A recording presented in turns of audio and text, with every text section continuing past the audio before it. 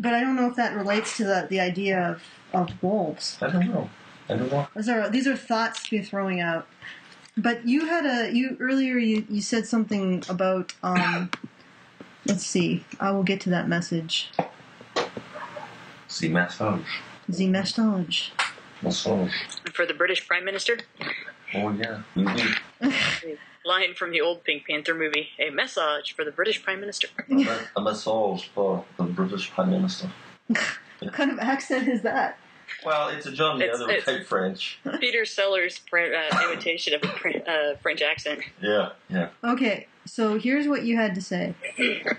I should ask you, have you considered the possibility that the behavior is partly instinctive? I assume by behavior you mean the threat narrative associated behavior.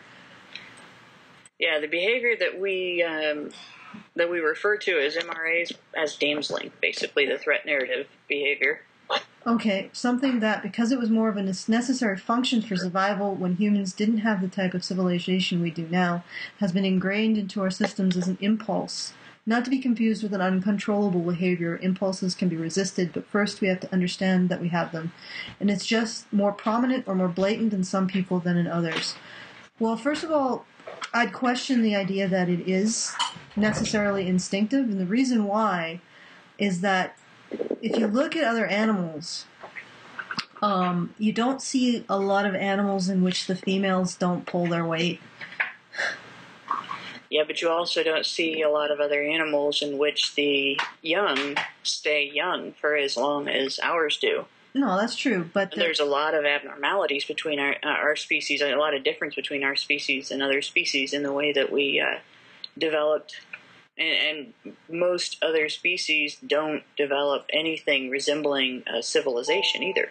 Yeah, true enough. But what I'm saying about that is at some point we would have been in a situation where the females of our species, at whatever speciation ago, would have had to have been, at least somewhat self-reliant. And then at what point did that branch off, that stop?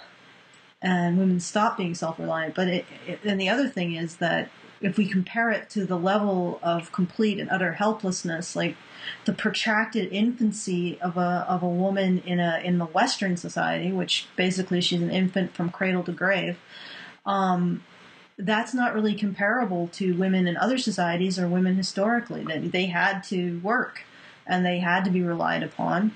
In hunter-gatherer societies, apparently, like as much as 75% of the calories come from women's work. And then you look in African societies today. That we actually had a guy we met in Saskatoon who's from Nigeria, and he said that women there's no woman who isn't working. She is either working with her husband or she's got a farm that she's managing at home. Like it's not a huge farm; it's like a half-acre farm, but it's got all kinds of produce that she's growing and probably an animal or two. So the reality is that women are and always have been very self-sufficient. Yeah, they've always worked. They've always worked. Yeah, but there's a difference between work and this type of behavior as well. Yeah. And it's not so much the whole helplessness thing that I'm talking about as being instinctive, so much as the getting someone to do for you and to work for you and to protect you from outside threats. Not necessarily the threat of not having or the threat of not accomplishing, but outside threats. Mm-hmm. Mm-hmm. I just wonder if that came more into effect. It might be a chicken and the egg thing, because if there wasn't a situation in which we had these groups of people who are willing to sacrifice their lives and kill and die for an identity, would there be as much of a danger of outside threat? Especially when we have fire, because fire really causes predators to stay at bay. And so is this helplessness, or this, I'm guessing you're damseling, right? Where did this, did it cause this situation, or is it caused by this situation? My thinking is that it kind of fed on itself. And I would think that prior to the development of any modern ability to defend, modern weapons, even maybe the use of fire as a defense, that this is something that would have occurred within the pair bonding system, that where the males would compete to show how strong they were and how capable they were. The females didn't necessarily compete to show how strong they were, and among other things, it would explain why, because it's in a civilization, or not a civilization, but a species where it was natural for both sexes to behave the same way, where it was unnatural for one sex to protect the other and to compete for physically for access to the other and so on. The two sexes would grow the same size. They would have the same muscle mass. They would have the same endurance. Well, and there wouldn't be this big difference that there is between men and women. Actually, there isn't. The reality is that if you look at, for example, gorillas, if we had the same kind of dimorphism as a gorilla, men would be like 9 feet tall and weigh like 400 pounds on average. It'd be huge. The reality is our dimorphism is about 15 to 20%, which is consistent with the pair bonding species wolves, which is really weird because, for example, wolves, they have about a 15 to 20% size difference between the males and the females, and a lot of the size difference is in the same way that ours is. It's in the shoulder. The mass of male wolves' shoulder is greater than female wolves, which is sort of the same with humans. And so, I mean, if we had, we don't actually have really large dimorphism. And if we look at the pair bonding primates, now with the pair bonding primates, they're all fairly small creatures. So we don't know if the lack of dimorphism is because they're pair bonding, or because generally when you go small, there isn't as much dimorphism. The smaller you get, as the creature gets smaller, it doesn't have as much dimorphism. But if you look at those primates, there are some that are almost exactly equal. There's some where the female is slightly larger, and there's some where the male is larger. And so it's not necessarily like again, if we had a lot of tournament mating, there would be a really significant difference between men and women. Well, there's another thing you haven't mentioned, and the fact is, like for instance, if our roots go back to hunter-gathering, if you're a guy going off with the guys to bring back some meat, right? You're going to be gone a while. And if you're a gatherer, you're the female going out to get berries. You're going out in the natural world too, you could be picked off just as easy. So how is the guy going to protect and go out and get meat? Is he going to stand over while she's picking berries? So they both have to be equally have the ability to defend themselves. That's all I'm saying. Well, to a certain extent, although it doesn't directly address the point with dimorphism. And the other thing with dimorphism, is that one part of dimorphism is canine teeth, and the difference between human male and human female canine teeth is not really significant. If it was, men would look like orcs. We'd have big, long teeth. Yeah, so in that sense, we also don't have a lot of dimorphism. The reality is we don't have a lot of dimorphism. So what was the question again? Males are bigger. Males are bigger, and your canine teeth are slightly larger. Just to go back to what you were saying before, your question was, is this stuff instinctive? Is damseling instinctive? I think that it's what it is damseling itself isn't instinctive. What I think is instinctive is that we have this immensely powerful response to vulnerability. It's easily exploited. And you can see how easily exploited it is because we have these creatures that are sort of these semi-parasitic life forms that have, now occupy an ecological niche created by human beings' response to vulnerability. Okay. And cats and dogs. Yeah, I understand where you're going with that. And it's such a powerful response that it constitutes its own ecological niche. And I think what happened is women are using it, are exploiting it, but not necessarily is that instinctive behavior. I don't know. I think if it was instinctive behavior, I think that women would be a lot more satisfied with a society that's essentially based on them damseling. And they seem to be getting more and more miserable. Yeah, but they're still trying to increase the way society does reward them for damseling. Yeah, they are.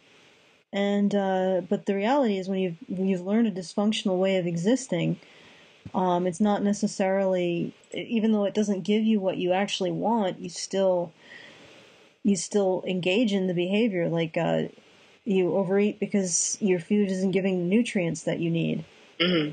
Even though you're not getting the nutrients you need, you're still compelled to overeat because, I don't know. I guess that is an instinct.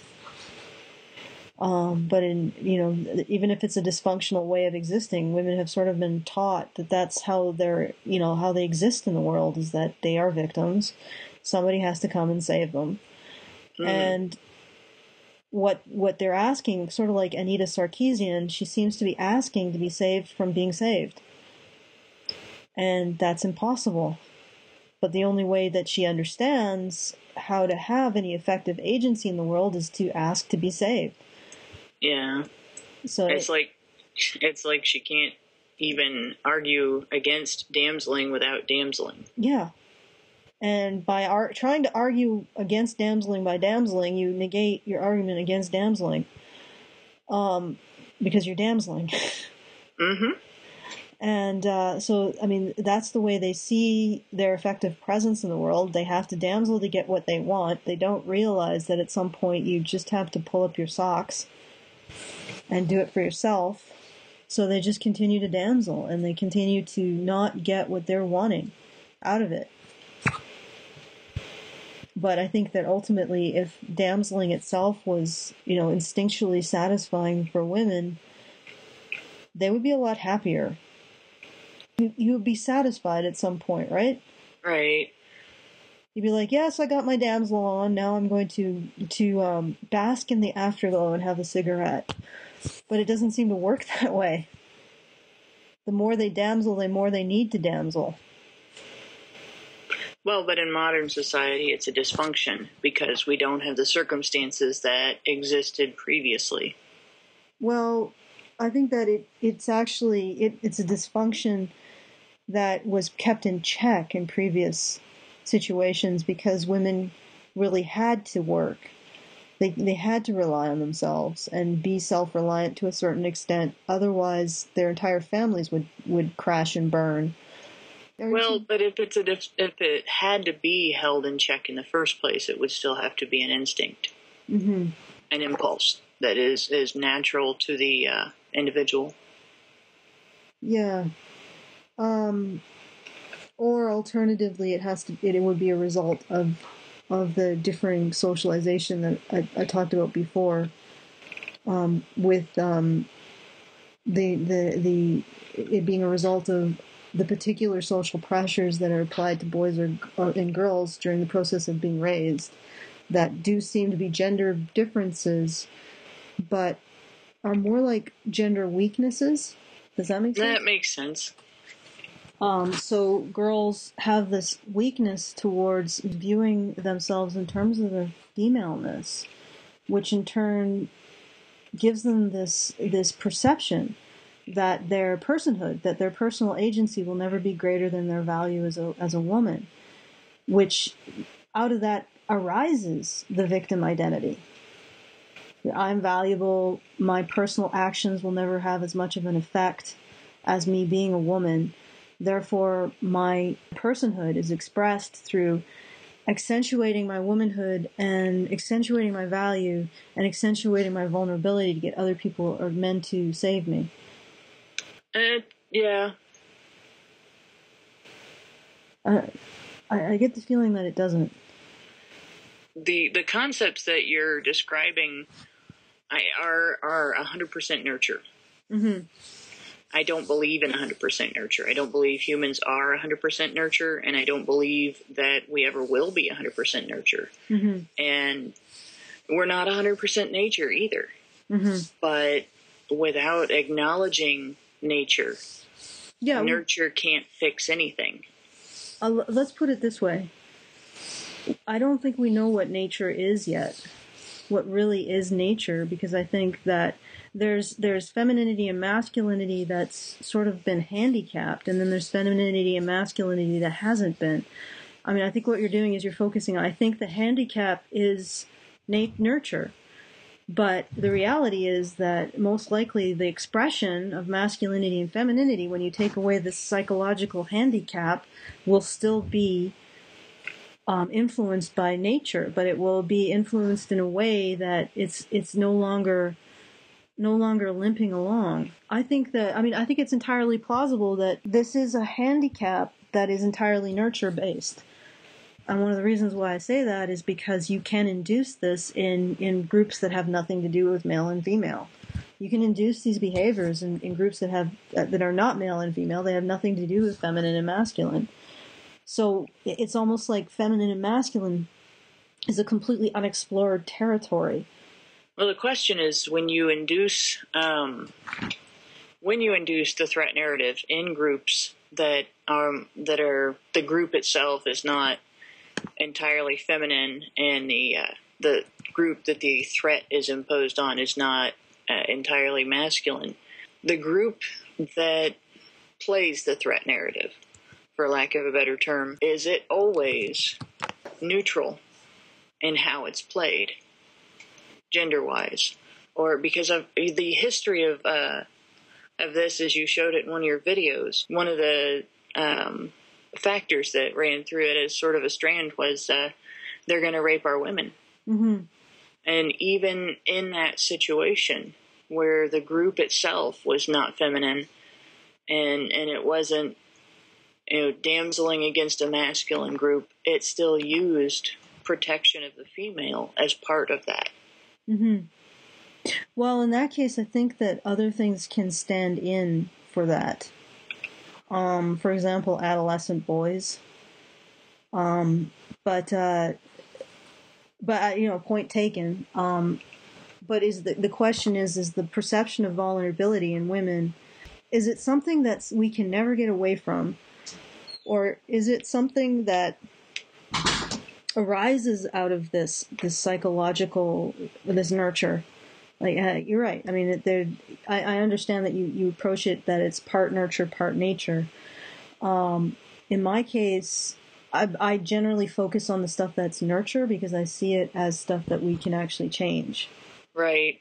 But to recognize what's going on, I think you have to understand the nature in order to affect the change that nurture can affect. At the same time, saying things are nature is sort of problematic, I think, with human beings, because we have this incredible neuroplasticity. So, I mean, a kid who was born with half a brain managed to compensate with his other half and not be completely comatose. It's like a situation that we can almost be anything we want. And so I don't know if I want to limit ourselves as much by I guess my preference would be to not limit ourselves and then let whatever the chips fall where they may in terms of masculine and feminine. I see what you're saying as far as the discussion goes.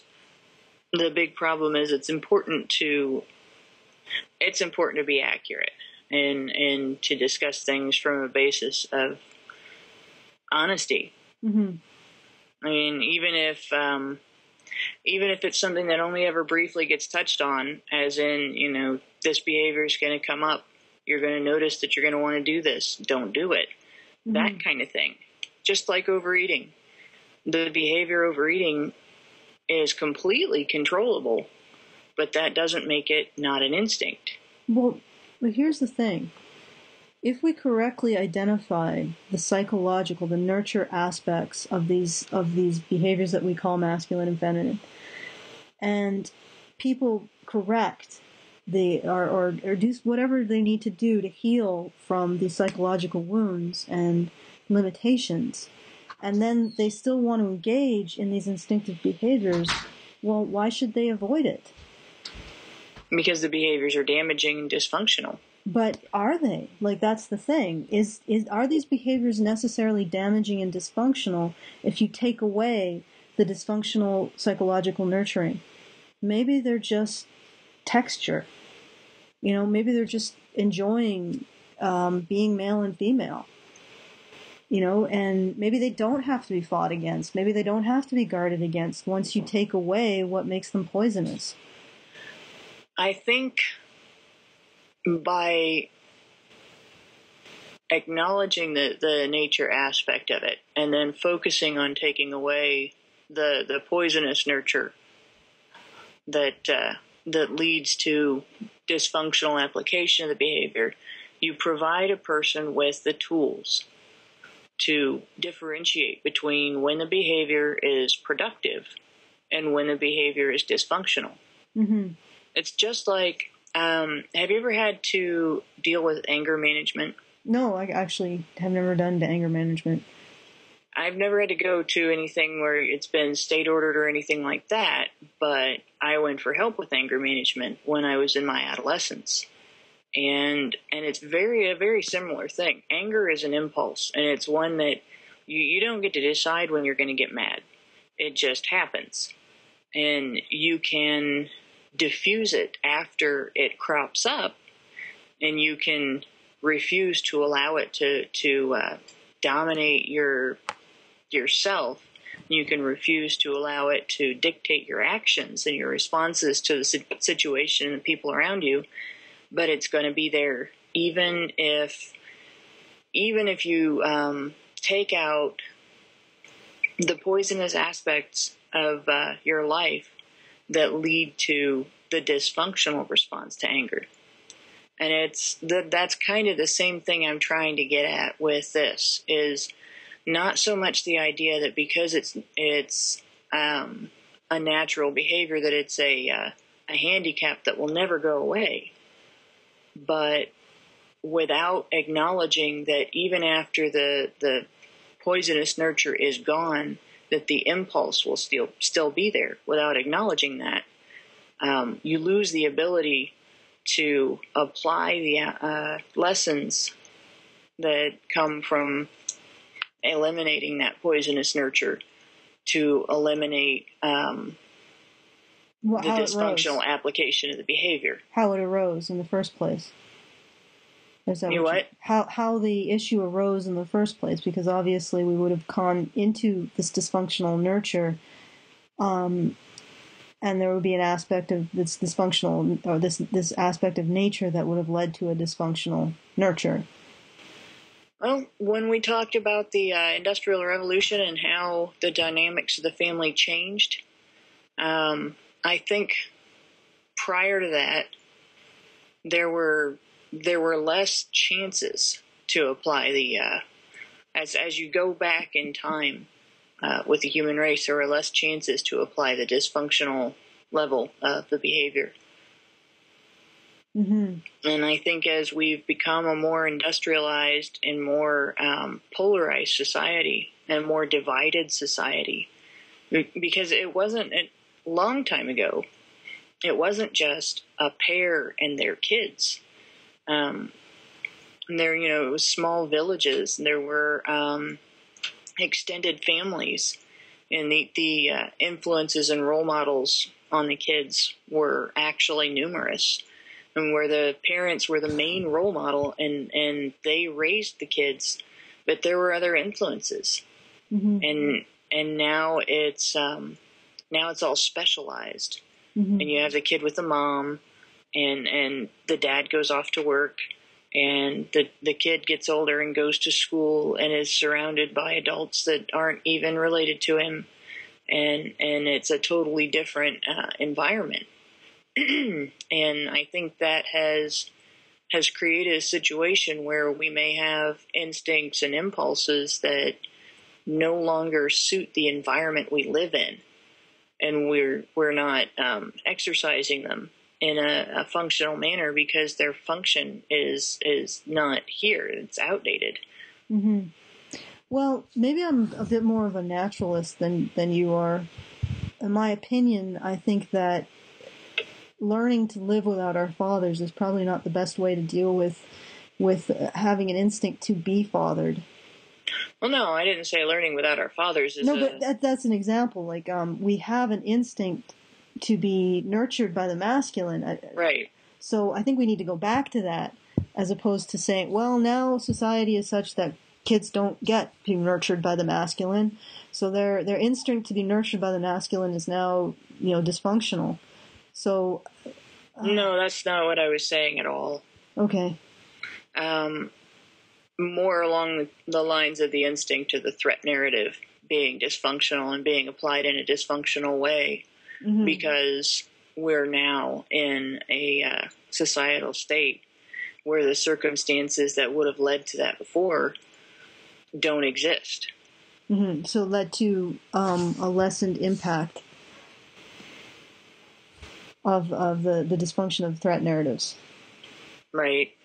And then in the same way, we don't have... the other thing that I suspect about this is, in the past, humans did face more threats than... We faced more real threats we didn't cause ourselves, mm-hmm. threats from the outside world, threats with disease, threats with weather, things that... There's a lot more that we can control about our environment that we couldn't control before, or our mm-hmm. ancestors couldn't control. And I think that instinct to treat things as threats when they're different or changed or unusual, or, the minute that you personally decide something doesn't belong, is still there. Mm-hmm. And I think it's important that, and especially if women were always the arbiters of who belongs and who doesn't, if that was a function that women fulfilled in the past, it's going to have to be women that are going to have to pay attention to, hey, we're having this impulse to treat things as threats that are not threats, and resist the impulse. Mm-hmm. Well, I think certainly there's probably always going to be an element that women will embody or a threat narrative more. They'll be more in power over one. I just wonder if, I'm not like I'm going to put up a good fight, for my perspective, but it's not that I don't value your perspective either. But when I think about like how modeling the past, I think there would be an element if we're talking like our primordial ancestors, and we really don't know necessarily how their societies began.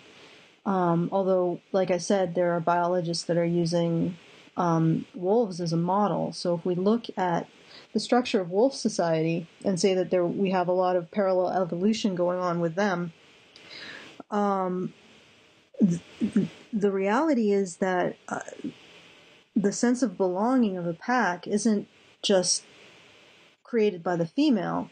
It's created by the male, the adult male and the adult female, as a pair bonded unit. So if we're talking about like even before we've formed extended societies, extended families, like really extended families, tribes and clans, we're probably looking at a situation where both the male and the female govern the, belonging within the pack. And the way that works is that the male and the female, the central or nucleus, pair bonded unit, they would have to actually be courting each other. So the male is actually also has an element of deciding whether or not the female is suitable, and the female has an element of deciding whether or not the male is suitable. And I think that's something that's missing in our current day society, is that mutuality to it. Mm-hmm. That, you know, the male and the female are actually courting each other, and also, you know, deciding whether or not that this is an appropriate mate. You know, I think that still exists, but for whatever reason, we now have this overlaid on it, this idea that women uniquely decide the belonging of a group. So we end up with situations where guys just don't have that kind of they don't approach their relationships in terms of evaluation and looking for appropriate behavior. Because I think that if, as we go further back in time, there may have been less actual leeway for a very dysfunctional female. Because a dysfunctional female could get the entire group killed. But you're still treating the idea as if it's always been the same. What do you mean by that? Well, as in, our environment that we're facing always has been the same. What would be dysfunctional today would have been dysfunctional in the past. What would have been necessary in the past would still be necessary today, and everything that was necessary today was necessary in the past. That kind of thing. Could you give me just an example of specifically what I'm doing? Specifically where I'm saying everything that's necessary today was necessary in the past? Well, by treating the dysfunction of today as something that would be dysfunctional in the past, you have to assume that the conditions that make it dysfunctional today existed in the past. I think that the dysfunction in the past, today, it's not as dysfunctional. It's not going to destroy, and at least not immediately, society, to have women who are useless. If you had a critical mass of useless women in Nigeria, though, it would probably end up destroying their society. So we have sort of a surplus of resources that allows for this kind of uselessness in women, and or this damseling even.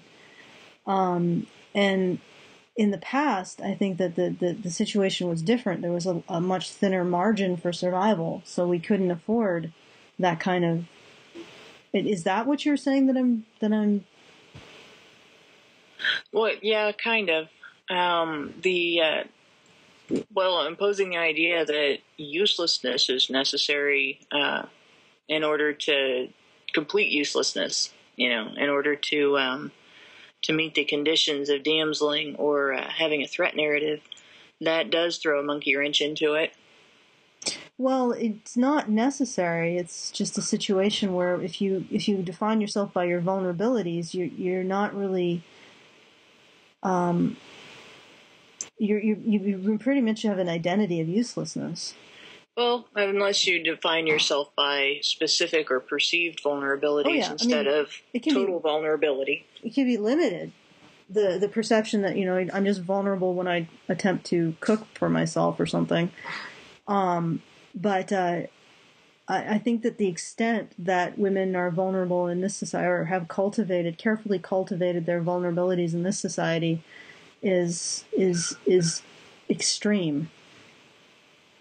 Yeah, the modern version it would be extreme. Yeah. And I think that we couldn't afford that kind of extreme vulnerability. Like you couldn't afford it in modern day Nigeria for women.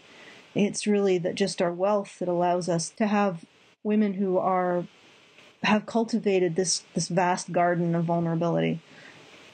I'm still wondering if I'm not understanding you correctly, what you mean by how I'm seeing that the situation is the same now as it was historically.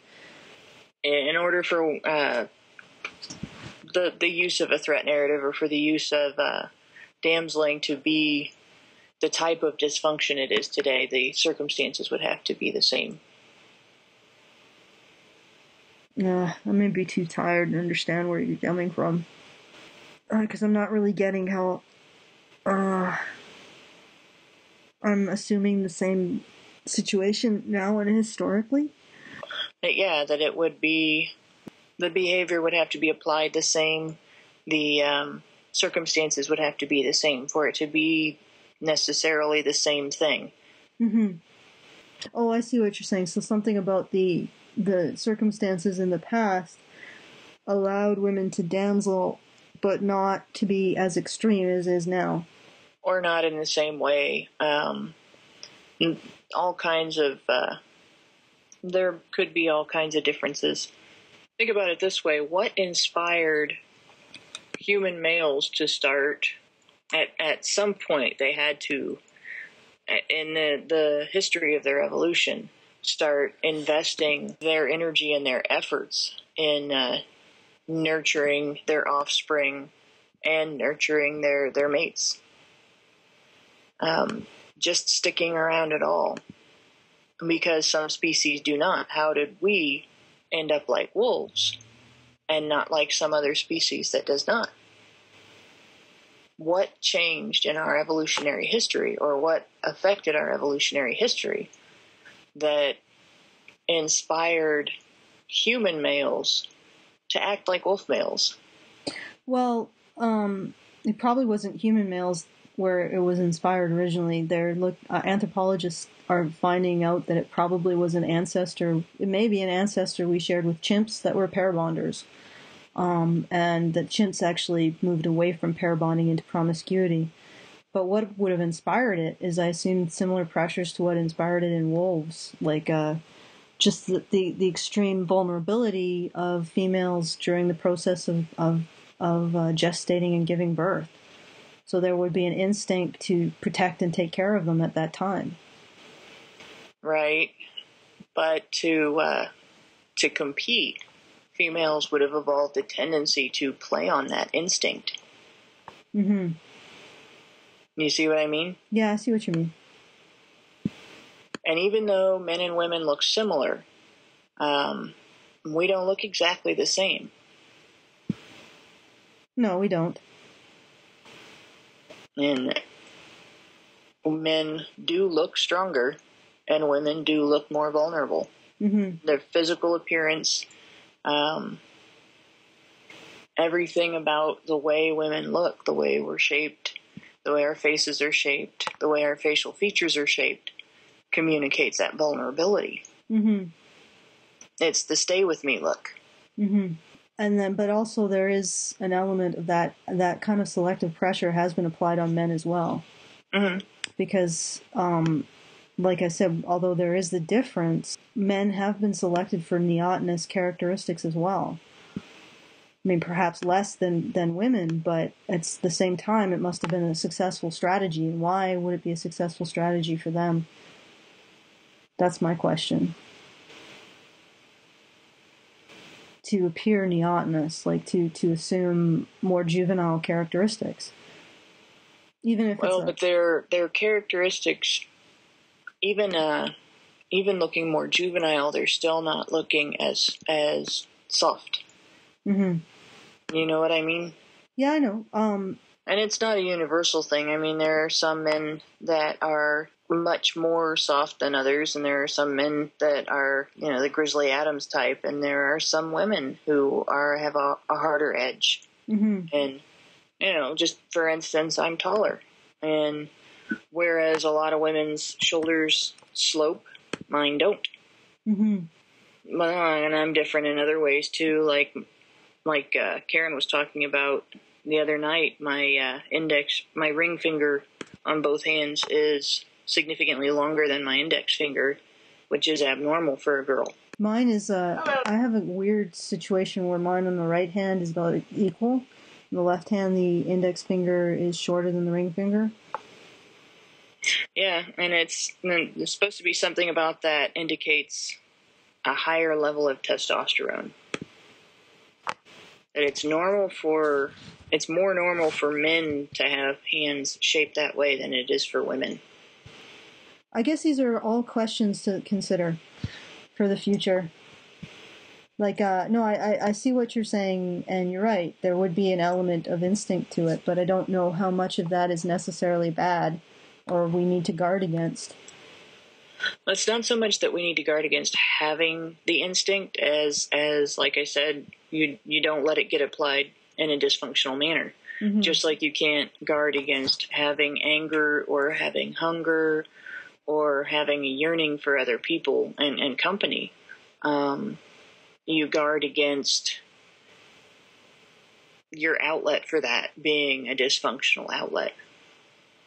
You use, there's been times when I've used getting angry to fuel, this is my motivator. I'm angry, I'm going to get this done, or I'm going to take care of this problem. Mm-hmm. You just don't let it control how you do it. Mm-hmm. And it's the same thing with, if you have this impulse, and, not quite exactly the same, but sometimes you also have to sort out situations. I guess a better example would be, there are times when I get really mad about stuff that isn't worth getting mad about. Where I have to look at this objectively and say, well, I'm angry, but I'm not angry for a good reason, and I'm not going to respond to this as an angry person. Mm-hmm. And it's the same thing. There are times when you feel threatened. I do have a good example about this. Feeling victimized when you haven't been victimized. Mm-hmm. And I wrote about that. I didn't write it in my blog. Here we go.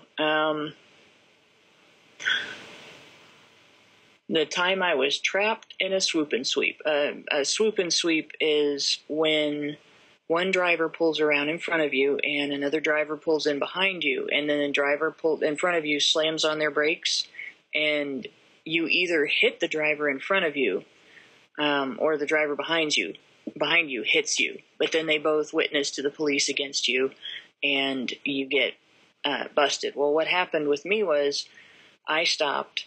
The driver in front of me stopped. I stopped. The driver behind me stopped, and nobody hit anybody. So the driver in front of me began to back up toward my vehicle, and it wasn't the driver. The driver behind me was not right behind me. They were in a driveway. But when I started to back up, they pulled out of the driveway and slammed into the back of my car, and I got ticketed. Mm-hmm. And I felt like I was being kind of railroaded. The cop lectured me, and then I went to court for the ticket because I felt like I'd been, targeted by these people. And they sat outside my window and talked about how they were going to play this to get money from my insurance company. And what it boiled down to was, because in court I admitted to backing my vehicle up on a public thoroughfare, even though both parties besides me had orchestrated the accident, I was still the guilty party in the accident, and the ticket stood, and I had to pay it, and my insurance company paid damage to the vehicle behind me that wasn't actually done to it. And I was really mad about this for a long time. I felt victimized by it for a long time. I actually lost sleep over this because I sat there in court and listened to, these people lie and everything. But the bottom line about it really was that I had done something wrong. Mm-hmm. I backed up on a public street, and you never should back up on a public street. So I wasn't the victim. Even though I felt victimized, I wasn't the victim. And I reacted badly, did something stupid, paid consequences. It took a huge effort to diffuse that and get past the wanting to focus on feeling victimized, because it really was a scam. It really was, these people did this on purpose, and learn from the experience. Don't back up on a public street. Mm-hmm. So you didn't feel frustrated with yourself for having made the mistake? No, at first I just felt really outraged that they were allowed to get away with putting me in a position of making that decision, and because it happened in the space of just a couple of seconds. The guy in front of me slammed on his brakes. I stopped just a few feet short of his bumper, and the next thing I knew, his car was moving towards me. And there hadn't been anybody in my rearview mirror, so I started to back up. And then as soon as I did, bam, there's the other car. So I didn't feel it. At first, my first instinct about it, my first impulse was, I didn't do anything wrong. These people did this to me. And it took me making myself think about it. Here's the question. What would have happened if you let him back into your car? If I had let him back into my car, I was driving the bigger, longer car for starters, and there wouldn't have been significant damage to either vehicle because he wasn't moving very fast. Mm-hmm. And second of all, he would have been at fault because he backed up. Yeah. So had I just sat there and let him hit me, it would have been his problem then. He would have been the one in trouble. Well, he was playing you. Yeah. He was actually making you back up. Yeah. So I fell victim to a threat narrative, and then I fell victim to my own threat narrative in response to it. Mm-hmm. So he was creating a threat or a psychological pressure for you to back up and violate the law. They probably know how to do this very well. Yep, they do, and it's actually a professional kind of scam. It's usually something that's perpetrated on highways, and there's usually more people in the car. Mm-hmm. So that it's their word against yours.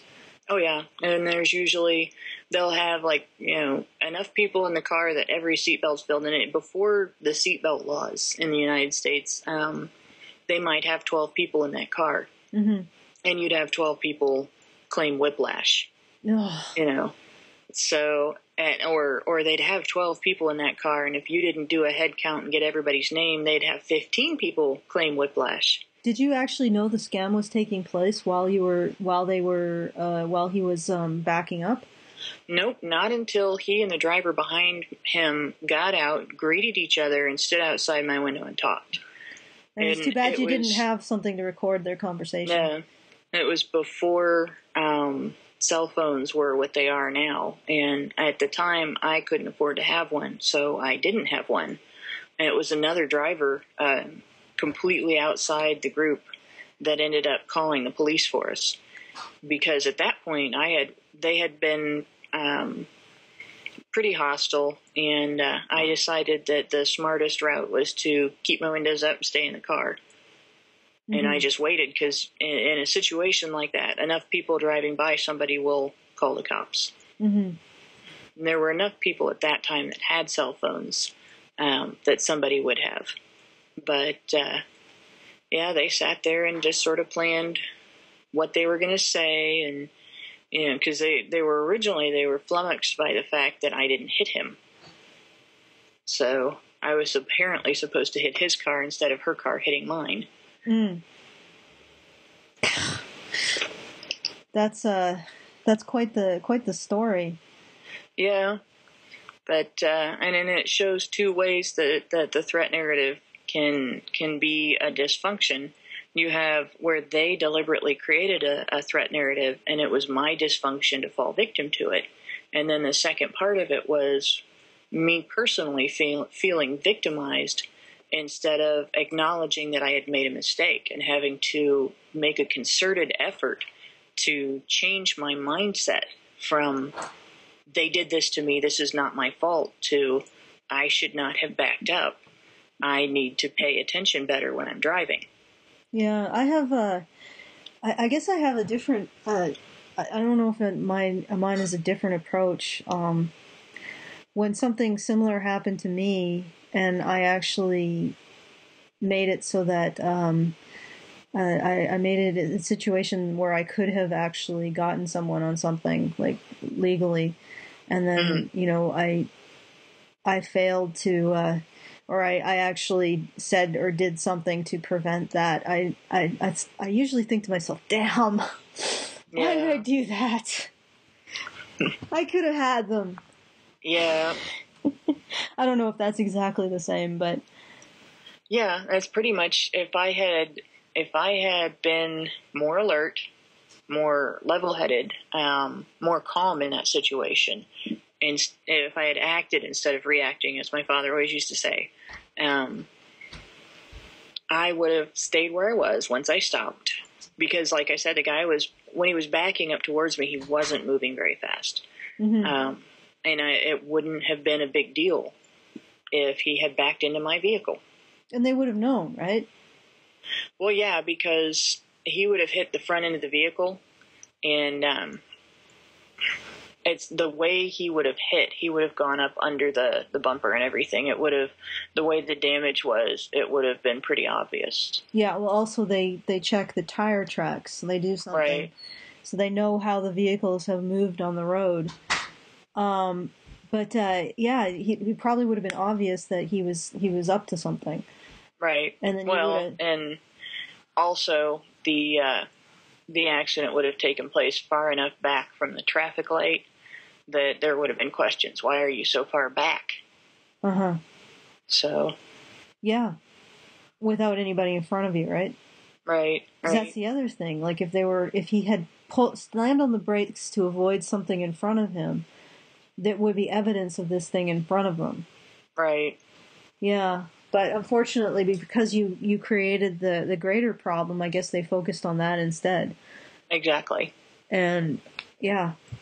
Well, I think I think that's gonna be it for tonight for me anyway. I see Razzle is on, and I need to talk to him about the banner thing. Oh, okay. So I'll let you go. That was a very interesting edition. Lots of interesting stuff to think about. Yeah, definitely.